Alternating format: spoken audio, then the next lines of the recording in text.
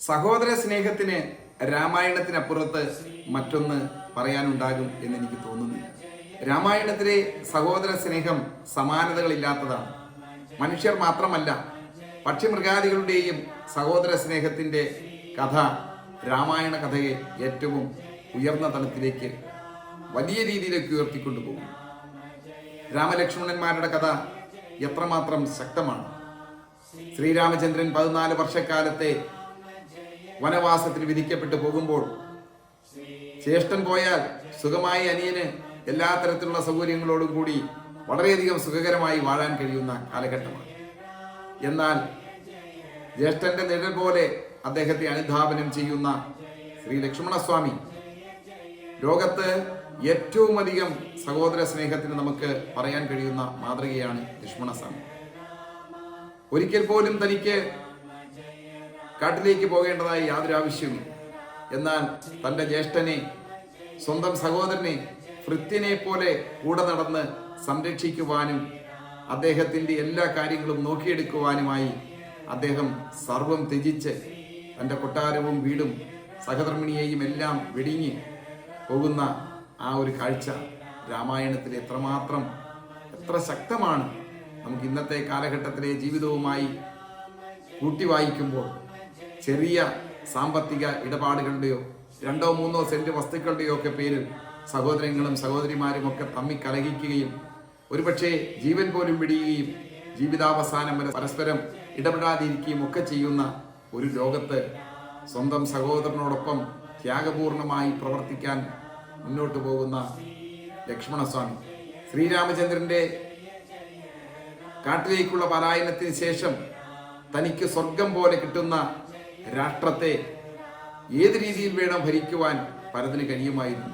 പക്ഷേ ഭരതന് വേണ്ടി അമ്മ രാജ്യം വാങ്ങിച്ചു എന്നറിഞ്ഞപ്പോൾ സന്തോഷമായിരുന്നില്ല. സന്താപവും കോപവും ക്രോധവും കൊണ്ട് ഈ അമ്മയുടെ വയറ്റിൽ പിറക്കേണ്ടി വന്നല്ലോ എന്ന് ശപിക്കുന്ന ഭരതനെയാണ് നമുക്ക് കാണാൻ കഴിയുന്നത്. മാത്രവുമല്ല, തൻ്റെ ജ്യേഷ്ഠൻ തിരിച്ചു വന്ന് രാഷ്ട്രത്തിൻ്റെ ഭരണാധികാരം ഏൽക്കണമെന്ന് ആവശ്യപ്പെട്ട് വനത്തിലേക്ക് പോയി ആവശ്യപ്പെടുകയും അത് ശ്രീരാമൻ നിഷേധിക്കുമ്പോൾ അദ്ദേഹത്തിൻ്റെ മെതിയടി മാത്രം കൊണ്ടുവന്ന് സിംഹാസനത്തിൽ വെച്ച് ഭരണം നടത്തുകയും ചെയ്ത വിവരിക്കാൻ കഴിയാത്ത സഹോദര സ്നേഹത്തിൻ്റെ പ്രപഞ്ചത്തിലെ ഏറ്റവും വലിയ ഉദാഹരണമായി രാമന്റെയും ഭരതന്റെയും, രാമന്റെയും ലക്ഷ്മണന്റെയും ശത്രുഘ്നന്റെയും ഒക്കെ ഈ 4 സഹോദരന്മാരുടെ കഥ എത്രമാത്രം നാം ഒന്ന് ചിന്തിച്ചു നോക്കും.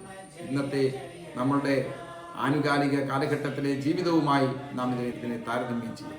പക്ഷി സഹോദരങ്ങളായ സമ്പാദിയും ജടായു വാതുവച്ച് ആകാശത്തിന്റെ അനന്തതയിലേക്ക് പറന്നുയരുമ്പോൾ, ഒരു പ്രത്യേക ഘട്ടമെത്തുമ്പോൾ തൻ്റെ സഹോദരൻ ഉയരങ്ങളിലേക്ക് പറന്ന് സൂര്യനോട് അടുക്കുമ്പോൾ തൻ്റെ സഹോദരന്റെ ചിറകുകൾ അറ്റു വീണാൽ, ചിറകിൽ കരിഞ്ഞു പോയാൽ എന്ന് ഭയപ്പെട്ടിട്ട് സഹോദരന്റെ മുകളിൽ കയറി നിന്ന് ആ സഹോദരനെ സംരക്ഷിക്കുന്ന പക്ഷി സഹോദരൻ സമ്പാദിയും ജടായുവും. സമ്പാദിയുടെ അത്യാഗപൂർണമായ പ്രവർത്തനം, ജടായുവും സമ്പാദി എന്ന് പറയുന്ന 2 പക്ഷികൾ കാണിക്കുന്ന സഹോദര സ്നേഹം എത്രയെല്ലാം സ്ഥലങ്ങളിലാണ്, ഏതെല്ലാം ഭാഗങ്ങളിലാണ് സഹോദര സ്നേഹത്തിന്റെ വിവരിക്കാൻ കഴിയാത്ത ഉപമകൾ, ഉദാഹരണങ്ങൾ രാമായണത്തിൽ കാണുവാൻ കഴിയുന്നത്. ഇന്നത്തെ സമൂഹത്തിലെ എല്ലാത്തരം പ്രശ്നങ്ങളെയും കുടുംബ പ്രശ്നങ്ങളെയും പരിഹരിക്കാൻ കഴിയുന്നതിൽ വലിയൊരളവ് വരെ സഹോദര സ്നേഹത്തിന് തീർച്ചയായും പങ്കുണ്ട്. രാമായണത്തിലെ സഹോദര സ്നേഹത്തെ കുറച്ചെങ്കിലും നമുക്ക് സ്വാംശീകരിക്കാൻ കഴിഞ്ഞാൽ തീർച്ചയായും അനേകം കുടുംബങ്ങളിലെ പ്രശ്നങ്ങൾ നമുക്ക് പരിഹരിക്കാൻ കഴിയും.